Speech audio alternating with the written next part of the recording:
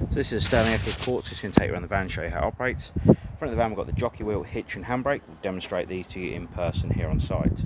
In the front locker you have your gas bottle with gas pipe work going up to the regulator on the bulkhead. And on top of the bottle you have your on-off valve, which is open and closed on top of here, but open is on, closed is off. You can carry a maximum of 2 6-kilogram propane gas bottles on the caravan at any time. The front right hand side of the caravan you have your water pump connection, which very simply you pull back the blue trigger to release it from the side of the van and push it in by pulling back the blue trigger. Also the pipe work drops down inside the alcohol itself.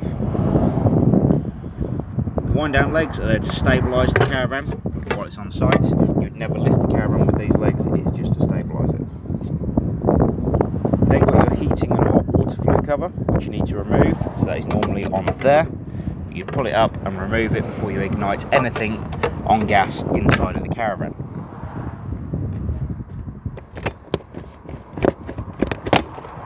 You then have your battery box with your 110 amp leisure battery in there and your mains power lead coming into the side of the caravan.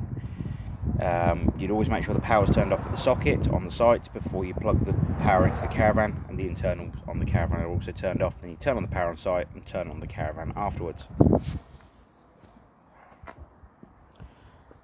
You're going to have your wheel nuts and motor mover. We're going to torque the wheel nuts while you're here on site, so they've been tightened correctly, and we'll also demonstrate the motor move to you at the same time. Toilet flush tank, you'll open it up with a key and you'll put 3.5 litres of water in here and a capful of the pink fluid prior to use. Then in the bottom you have your toilet waste cassette, which you can remove by pulling up the orange handle and pulling the cassette towards you. The neck here turns out, so you can tip the waste away, and then you've got an orange pressure relief button on the back of the cassette, so when you are tipping the waste away it doesn't spit and splatter back at you. You'll need to put 1 litre of water in there and a capful of the blue fluid prior to use. Coming to the back of the caravan, you've got your wind down legs on either side again to stabilise the van. Like I said, you would not lift the caravan with these, they are just there for stabilising. Behind the door, you've got your 2 fridge vents, and again, they are just there for allowing hot air at the back of the fridge unit and taking some cool air in. However, you wouldn't cover them up. You're fine with the door, but you wouldn't cover them up completely while the caravan is in use. And behind one of those, you'll also find a gas flue for the gas operation of the fridge. You've then got your storage locker for underneath the front seating area, your wind down leg for this side of the caravan, and then your barbecue gas point at the front. Have a little brass fitment that goes into place. You'll turn this valve 90 degrees to turn the gas supply on so it's in line with the pipework, and that will allow the gas to travel to the barbecue. Coming inside the caravan now, a very simple to use caravan. Above the door you've got your main control panel, so you've got power on. You've got your leisure battery voltage down the left hand side. You've got an indicator to let you know you've got mains power coming into the caravan, and to also dots on the caravan letting you know it is connected properly. You've then got your leisure battery voltage, your power on, water pump, which I'll come back to in a moment, battery select, so you can select between the vehicle battery and the car battery, so you have it on vehicle battery while you're towing down the road, and then you can view levels, which will bring up the vehicle battery level and the leisure battery voltage depending on what you're connected to. The first thing you're going to need to do is to come underneath the seat on the front right hand side of the caravan, and you're first of all going to need to make sure that your master power switch on the left hand side here is pushed in. If it's turned off, the control panel will go off here, so you need to make sure that switch is in. You're then going to make sure that you've got your space heater turned on and your water heater you'll come back to in a moment. You can have the space heater on, and your charger is turned on also. If the charger isn't turned on, you'll have no 12 volt supply inside the caravan. On the bottom left hand side you have your 12 volt fuses, and on the front of the door here there's a list of what each of these 12 volt fuses is for. On the right hand side you have your 240 trip switches. Now if you get on site and you're not sure if you've got power coming to the caravan once you've connected up on site, if you press the yellow test switch and the trip switch drops down into the position it is now, that means there is power coming into the caravan from the site you are on. If you hit this button and nothing happens, it doesn't drop down, that means there is no power from the site you are on coming into the caravan. Trip switches on this side again, there is a list to indicate what each of these is for.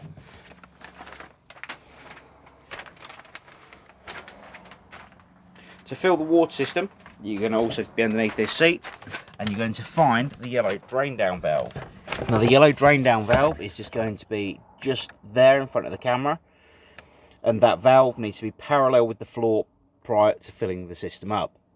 So once that valve is parallel with the floor, you can then come over to all of the taps on board the caravan. You'll open all the taps up on the hot side of the water system. You'll then come to the control panel above the door, and you'll hit the water pump switch.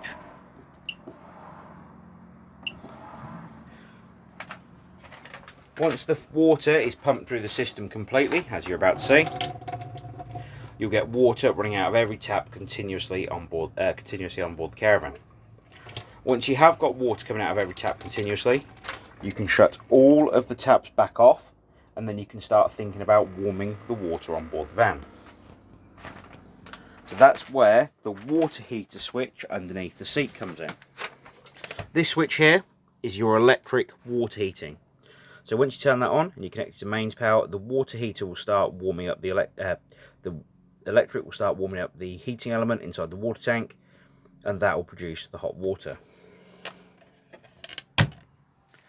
If you're off grid and you need to use gas to power the hot water system, you have a dial on the wall here where you can spin the grey dial around to the flame symbol, and as long as the gas is turned on, it will self-ignite.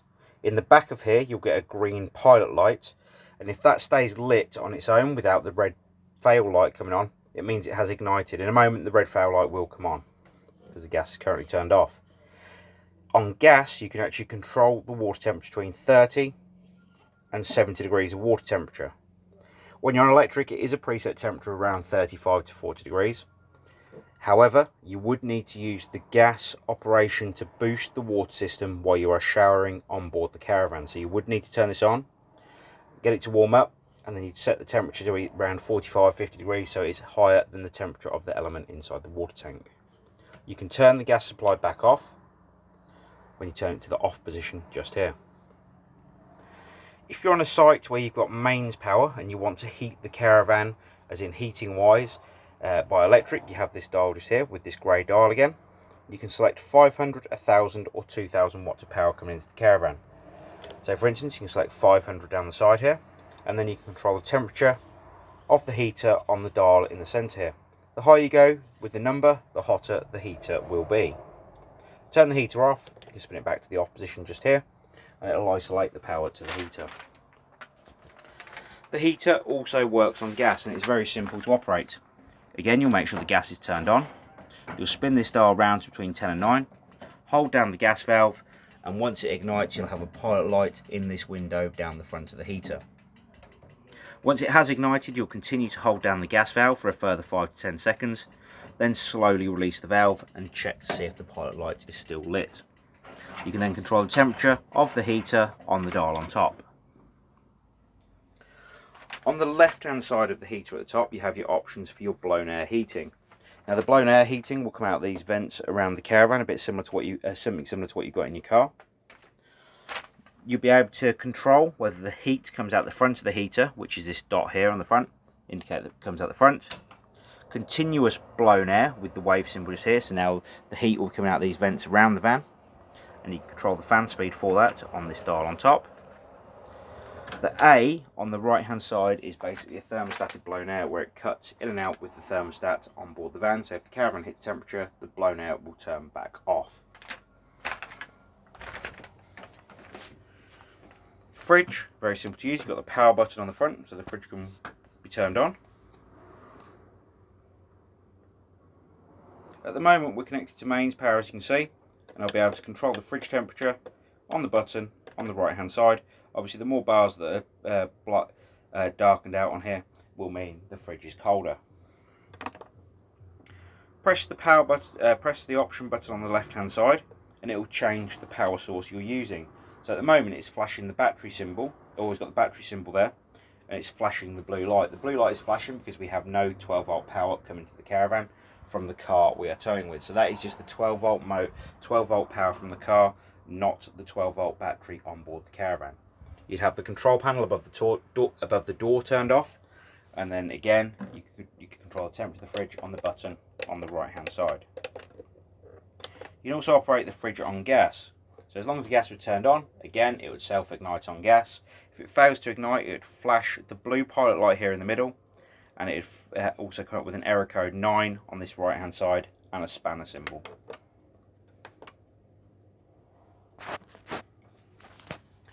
Microwave, hob, grill and oven all work very much the same as your household appliances. The 240 electric ring on the hob will only work if you connect it to mains power. The same as the microwave, it will only work on 240 mains also. Going into the bathroom, which is the last part of the caravan we're going to go through, you have an electric flush on the toilet.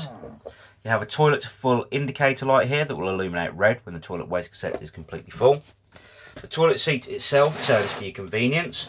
However, when you are removing the toilet cassette from underneath the van, it needs to be back in the position it's in now.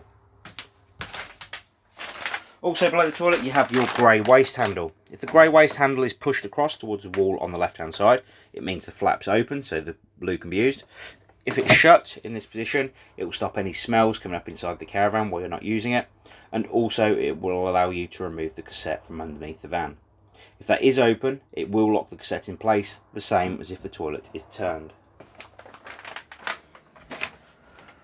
So that is the Sterling Eccles Quartz. If you have any further questions on the caravan, please don't hesitate to give us a call here at the Caravan Company, and we'll be more than happy to help.